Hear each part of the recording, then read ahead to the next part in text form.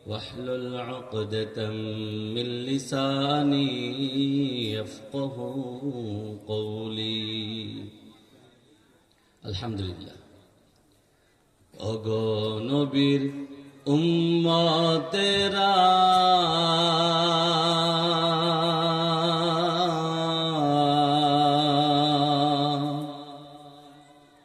হয়ে আজি দিশেহারা ওগো নবীর উম্মতেরা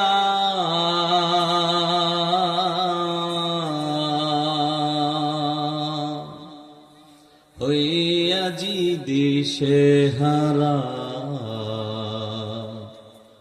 কোরআন হাদিস ছেড়ে চলো যখন চাহা চাই মনে নবী বিনে কে তোরাবে পুলসিরাত মিজানে নবী বিনে কে তোরাবে পুলসিরাত মিজানে চলো চলো চলো মুমিন চলো নবীজির সন্ধানে নবী বিনে কে তোরাবে পুলসিরাত মিজানে ঠিক না বেঠিক এমন এতিম নবী আমার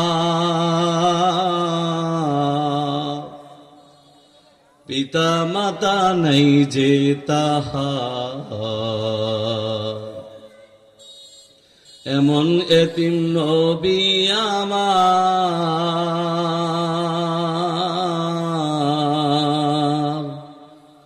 পিতা মাতা নাই যে তাহার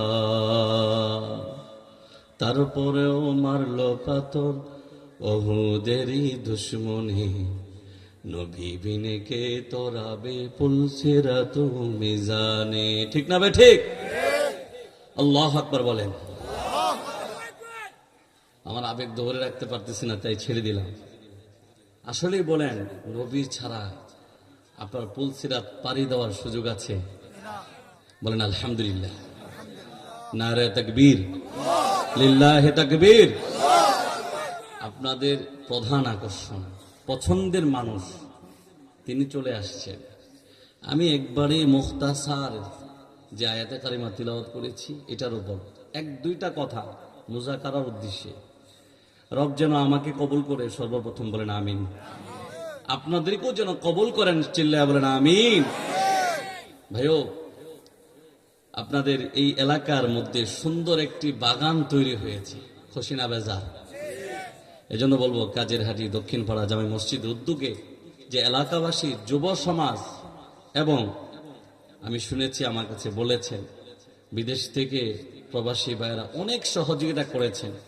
আল্লাহ তাআলা ওনাদের মহব্বতের ভালোবাসার উছিলা এটা যেন নাজাতের জরিয়া হিসেবে কবুল করে আমিন এবং আমরা যেন এখানে বসে আজকে তওবা করার মতো ইচ্ছা আছে করবেন তো ইনশাআল্লাহ এই হাঁটি হাঁটি পা পা করে কয়দিন আগে ছিলেন নওজোয়ান ঠিক না বে ঠিক কিছুদিন আগে ছিল আপনার দাড়িটা কাঁচা এখন হয়ে গেছে পাকা কথা কয় না কিছুদিন আগে ছিল আপনার বাল্য মানুষ এখন এসে দাড়ি উঠে ভরপুর মুখ ভরে গেছে কিছুদিনই আগে ছিলেন খেলতে নেই মাঠে এখন আর খেলার আর সুযোগ হচ্ছে না কারণ আপনার বাচ্চা খেলাধুলা করে কথা কয় না এই জন্য ভাইরা আমার জবান খুলে আমার সাথে একবারের জন্য বলুন যে রব আপনাকে মাফ করে দিবেন তিনি কে চিল্লান দিয়ে বলুন রব্বে কারীম মাফ করে দিবেন অন্তর থেকে যদি কোনো ব্যক্তি চায়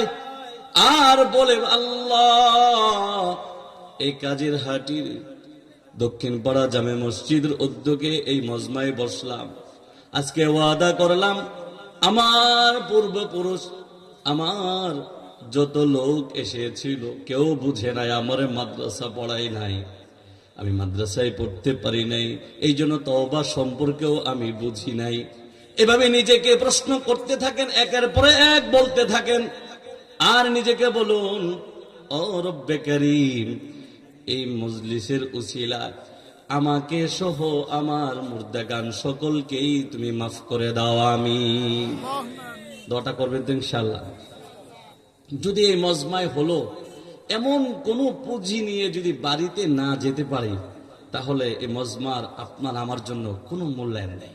ঠিক না বেঠিক?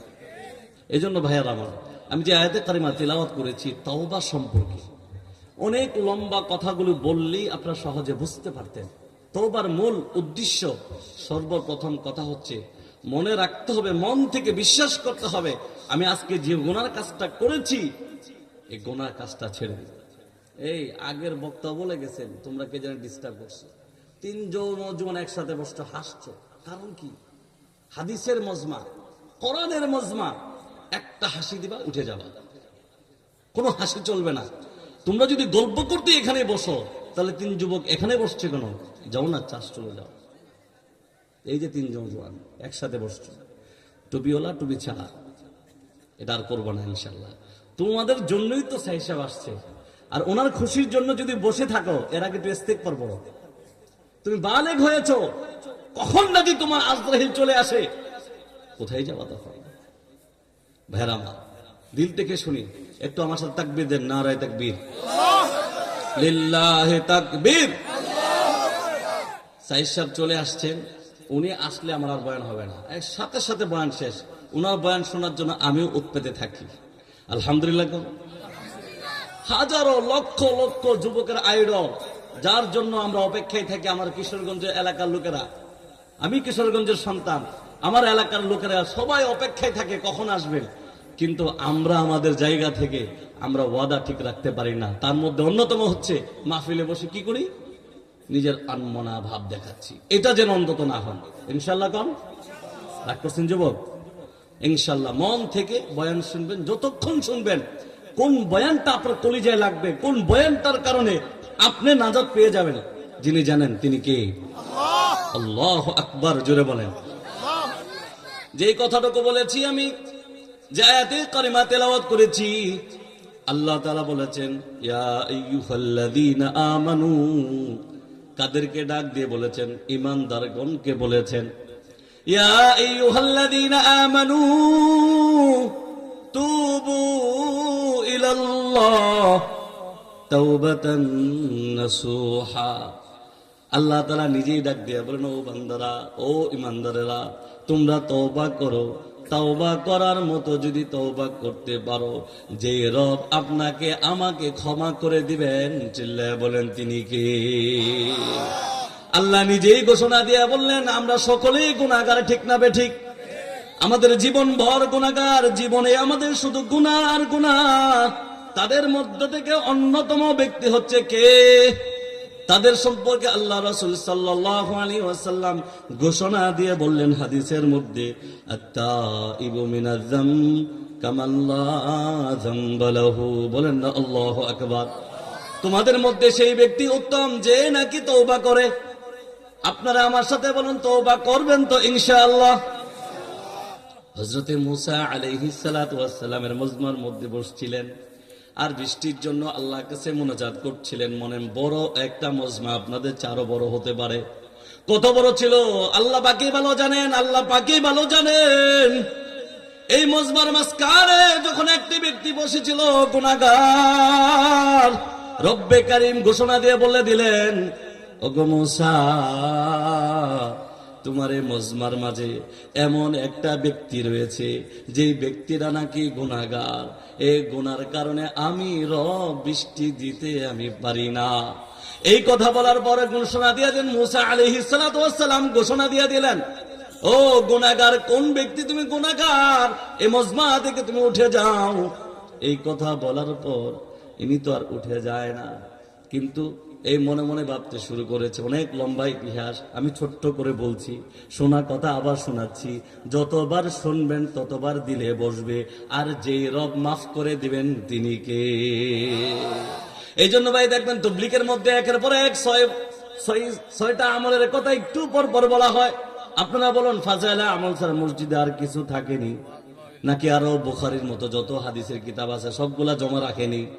রাখে না ভাইরা আমার। একটা কিতাবে বারবার তালিম করা হয়, একটা কিতাবে বারবার উল্টানো হয়, এটাই বারবার বলা হয়, এটাই আবার প্রশ্ন করে, আবার উত্তর দেয়, আবার বলে, আবার পড়ে। কারণ কি? এটা বারংবার বলার কারণে দিলের মধ্যে বসে যায়, আর দিলে বসার কারণে যেই ব্যক্তি জীবনে নামাজ পড়ে নাই, একবার আল্লাহর পায়ে সেজদা করার কারণে আর আল্লাহর কাছে সেজদায় পড়ে কান্না শুরু করে, আর রব বলে এই ফেরেশতারা তোরা সাক্ষী থাক, জীবনে নামাজ পড়ে নাই, আমার কাছে মাফ চাইতেছে, আজকে আমি আল্লাহ খুশি হয়ে গেলাম, আমি রব খুশি হয়ে গেলাম, ওরে মাফ করে দে। আমি তোমরা সাক্ষী থাকো, আমি রব ঘোষণা দিয়ে বললাম, আমি আল্লাহ তাআলা এই বয়ানের বিনিময়ে তাদের সকলকেই মাফ করে দিলাম। সুবহানাল্লাহ।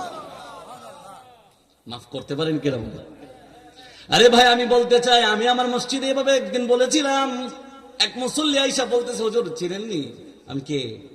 বুঝেন না, রেল লাইনে পড়ে থাকতো। আমি রেল লাইনে পড়ে থাকতো, আমার কাছে বলেন কেন? বুঝেন নাই মনে হয়।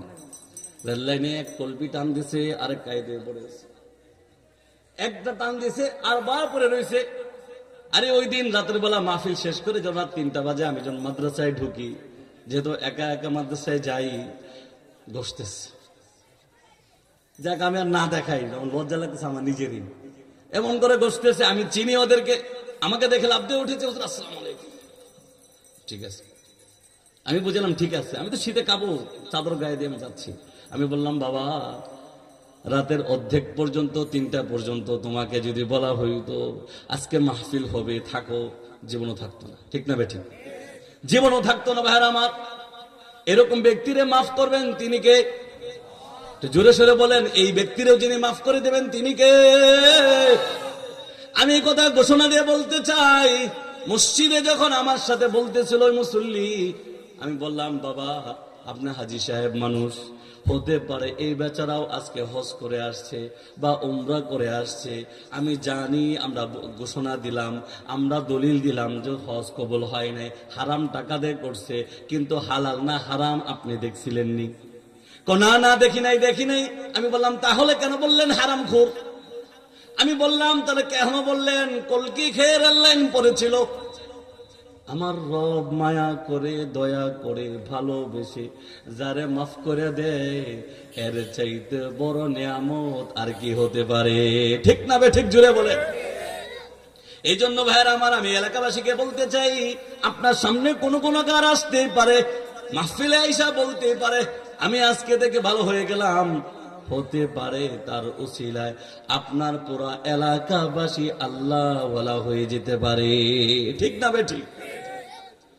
এই জন্য ভাইরা আমার, কাউকে তুচ্ছ তাচ্ছিল্য করবো না ইনশাআল্লাহ। আমি যে একটি কথা শুরু করেছিলাম, হযরত মূসা আলাইহিস সালাতু ওয়াস সালাম ঘোষণা দিয়ে দিলেন, ও বাবা তোমাদের মাঝে কে আছো গুনাহগার, চলে যাও। দেখেন কি করতে শুরু করলেন, সে ডাক দিয়ে বলতেছে, আল্লাহ গুনাহ যখন করেছি তখন কেউ জানে নাই, গুনাহ যখন করেছি তখন কেউ দেখে নাই, আমি রব, আপনি রব, আমি বান্দা, আমি গুনাহগার, রব্বে কারীম, আমার কারণে তুমি বৃষ্টি দিচ্ছ না গো মালিক।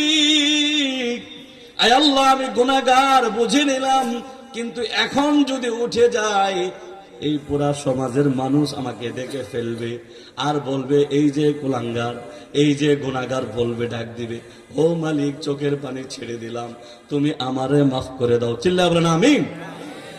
এই কথা বলার সাথে সাথে মনে মনে বলতেছে আর নিজের মনটাকে ছোট করে ফেলছে আর চোখের পানি ছেড়ে দিল। আমার রব ঘোষণা দিয়ে বললেন, যা তোরা আমি মাফ করে দিলাম। সুবহানাল্লাহ। সাথে সাথে বৃষ্টি নেমে গেল। মূসা বললেন, আল্লাহ কি কাহিনী বুঝলাম না, তুমি আমার বৃষ্টিও দিয়ে দিলা, গুনাহগার তো গেল না উঠে। মূসা আলাইহিস সালাতু ওয়াস সালাম বলতে শুরু করলেন, আল্লাহ তুমি বৃষ্টি দিলা বুঝলাম না কিভাবে, কি কারণে, গুনাহগার তো ওইটা যায় নাই। আল্লাহ তাআলার কাছে প্রশ্ন করলেন, আমার সাথে সাক্ষাৎ করাইয়া দেন, একটু কথা বলাইয়া দেন, ওর একটু দেখতে চাই। আল্লাহ ডাক দিয়া মূসাকে ডাক দিয়া বলেন, ও মূসা, যখন গুনাহ করেছিল তখন তোমার সাথে সাক্ষাৎ করাই নাই, ও তো আমার কাছে তওবা করছে, তওবায়ে নাসুহা করছে, আমার পেয়ারা বান্দা হইছে, এখন তো আমি তারে বন্ধু বানাইছি, এখন কেন সাক্ষাৎ করাবো? চিল্লায় বলেন আল্লাহু আকবার। এখন আর তোমার সাথে সাক্ষাৎ করাইতে পারি না, এখন আর আমি সাক্ষাৎ করাবো না, ওরে আমার বন্ধু বানায় নিলাম। সুবহানাল্লাহ। এই জন্য ভাইরা আমার, তওবার সুযোগ আসলে এই বড় মজমায় কোনো বয়ান যদি ভালো লেগে থাকে, চোখের পানি ছেড়ে দিবেন। হতে পারে এই উসিলা বুড়া বয়সে যিনি মাফ করে দিবেন তিনি কে? হযরতে সাআলাবা রাদিয়াল্লাহু তাআলা আনহুর একটি ঘটনা শোনাই। হযরতে আব্দুর রহমান রাদিয়াল্লাহু তাআলা আনহু মদিনাতে যখন গমন করলেন, আল্লাহ রাসূল সাল্লাল্লাহু আলাইহি ওয়াসাল্লাম তাকে রেখে গেলেন, আব্দুর রহমানকে যুদ্ধের ময়দানে নিয়ে গেলেন। আর আনসারী হচ্ছে, মদিনাবাসী হচ্ছে হযরতে সাআলাবা রাদিয়াল্লাহু তাআলা আনহু। তিনিও মদিনাতে ছিলেন। আব্দুর রহমান মক্কা থেকে যখন মদিনাতে আসলেন, দুজনকে বন্ধুত্ব করায়া দিলেন। দুজনকে বন্ধুত্ব করায়া দেওয়ার পর একের সাথে বন্ধুত্ব করায়া দিলেন। একজনের পরিবারের সাথে একজনের সাক্ষাৎ করায়া দিলেন। একজনের সম্পর্ক আরেকজন আরো দ্রুত করায়া দিলেন, গভীর করায়া দিলেন। করায়া দেওয়ার পর রাসূল করিম সাল্লাল্লাহু আলাইহি ওয়াসাল্লাম সহ আব্দুর রহমান সহ সাহাবায়ে কেরাম সহ সকলে মিলে যুদ্ধে চলে গেলেন। হযরতে সাআলাবা রাদিয়াল্লাহু তাআলা আনহুকে বললেন, বুঝেন, মন থেকে শুনেন কথাটা, যে কেমন অল্প একটু ছোট্ট শয়তানের প্ররোচনা, ছোট্ট একটি মানে ভুল সাহাবায়ে কেরাম সম্পর্কে না বলা উচিত, কিন্তু ছোট্ট একটা ত্রুটির কারণে দেখেন তারা কি পাগলের মতো ছিল। হযরতে সাআলাবা রাদিয়াল্লাহু তাআলা আনহুকে মদিনাতে রেখে গেলেন। মদিনাতে রেখে যাওয়ার পর সকলে যুদ্ধের ময়দানে চলে গেলেন। শয়তান তাকে প্ররোচনা দিল, তোমাকে তো রেখে যাওয়া হলো পাহারাদার হিসাবে, মদিনাকে তুমি পাহারা দিবা। কোন স্ত্রী কোনো সমস্যা হচ্ছে কিনা, কারো ঘরে কোনো সমস্যা হচ্ছে কিনা, এরকম পাহারাদার জন রেখে গেল। হযরতে সাআলাবা রাদিয়াল্লাহু তাআলা আনহু হঠাৎ করে আব্দুর রহমান তার বন্ধুর ঘরে গেলেন, পর্দা সরালেন। অনেক লম্বা এক হাদিস, সারমর্ম কথাগুলি বলছি। হযরতে সাআলাবা রাদিয়াল্লাহু তাআলা আনহু